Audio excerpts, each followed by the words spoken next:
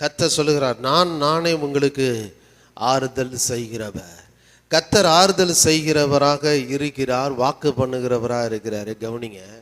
ஆனால் சொல்லிட்டு அடுத்த ஒரு காரியம் சொல்கிறார். என்ன அப்படின்னா, அவர் நம்மளை ஆறுதல் படுத்த முடியாதபடி தடை யார் செய்கிறா அப்படின்னா நாமளே தான் தடை செய்கிறோமா. என்ன தடை செய்கிறோம் அப்படின்னா அதை சொல்கிறாரு, சாக போகிற மனுஷனுக்கும் புல்லுக்கொப்பாகிற மனுபுத்திரனுக்கும் பயப்படுகிறாய்.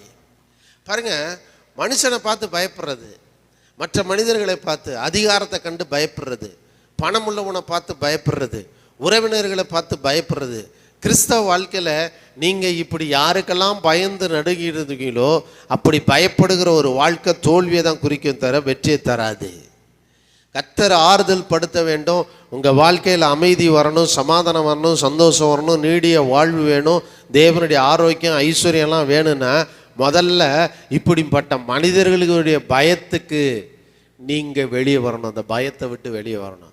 அவங்க என்ன சொல்லுவாங்க, இவங்க என்ன சொல்லுவாங்க, அவங்க என்ன நினைப்பாங்க, இவங்க என்ன நினைப்பாங்களே, அவங்களுக்கு முன்னாடி நாம் இப்படி வாழணுமே, இவங்களுக்கு முன்னாடி நான் அப்படி வாழணுமே, இப்படிப்பட்ட பயம்தான் தேவன் உங்களை ஆறுதல் படுத்த முடியாதபடி தடை செய்கிறது என்று அவர் சொல்லுகிறார்.